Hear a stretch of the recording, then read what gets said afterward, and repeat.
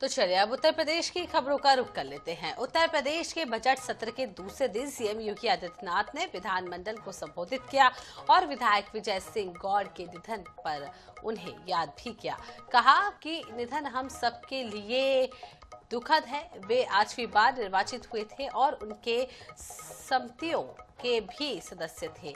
इसके अलावा अनेक समितियों के भी सदस्य थे। उन्होंने ये कहा है, विजय सिंह गौड़ को जनजातीय समाज की एक सशक्त आवाज के रूप में जाना जाता था। जनजातीय समाज के जल, जंगल, जमीन के अधिकार, शिक्षा, स्वास्थ्य, सड़क, रोजगार जैसे बुनियादी मुद्दों को उन्होंने सदैव प्राथमिकता दी है और अखिल भारतीय आदिवासी विकास परिषद दिल्ली के भी वो सदस्य रहे हैं।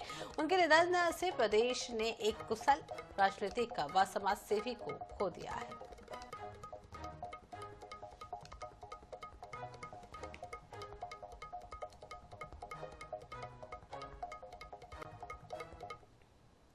इधर विधानसभा सत्र के दूसरे दिन विधानसभा अध्यक्ष सतीश महाना ने विपक्ष के रवैये पर नाराजगी जताई। उन्होंने कह दिया कि सरकार का विरोध करना विपक्ष का अधिकार है, लेकिन राज्यपाल को प्लेबोर्ड दिखाना संसदीय मर्यादाओं के खिलाफ है। महाना ने स्पष्ट किया है कि सदन की गरिमा बनाए रखना सभी की जिम्मेदारी है और अब सदन की कार्यवाही सुचारू रूप से चलाई जाएगी।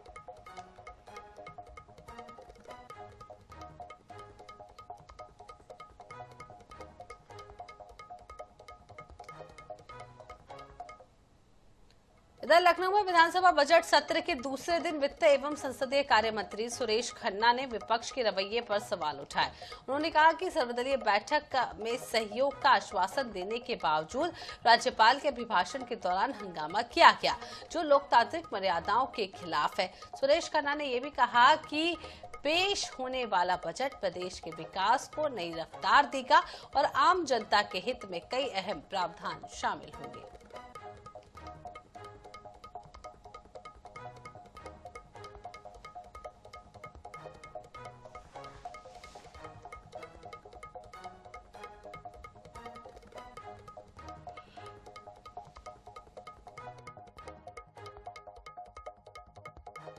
तो आपको बता दें कि लखनऊ में बजट सत्र का आज दूसरा दिन था, जहां पर अलग अलग तरह से लोगों की प्रतिक्रियाएं सामने आई।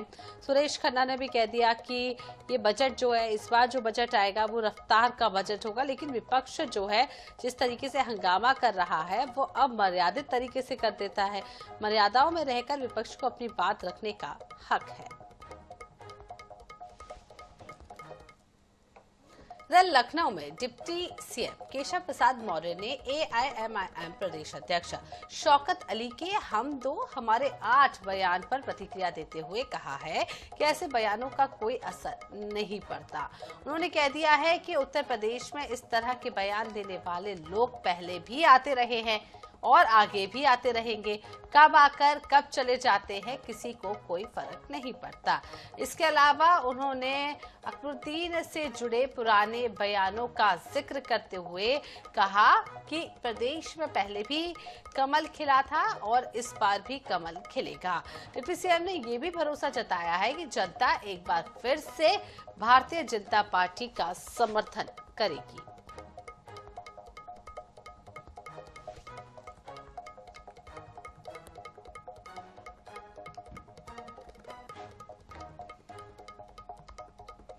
तो चलिए अब बात कर लेते हैं उत्तर प्रदेश के बहराइच की, जहां पुलिस ने चोरी के जेवरात के साथ 2 नेपाली नागरिकों को गिरफ्तार कर लिया है।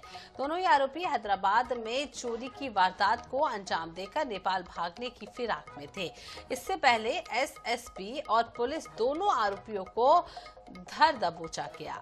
जानकारी के अनुसार बरामद माल की कीमत भी 15 लाख रुपए बताई जा रही है। फिलहाल आरोपियों को हैदराबाद पुलिस को सौंप दिया गया है, जिसके बाद पुलिस आरोपियों के खिलाफ आगे की कार्रवाई में जुटी हुई है।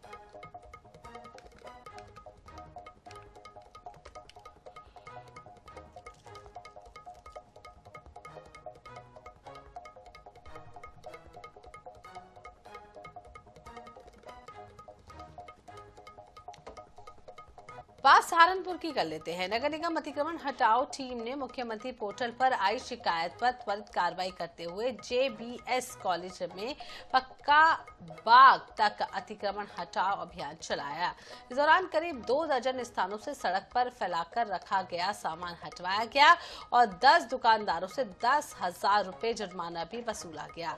इसके साथ ही कचहरी पुल के निकट भी एक कपड़े की दुकान पर 1,000 रुपए जुर्माना लगाया गया है।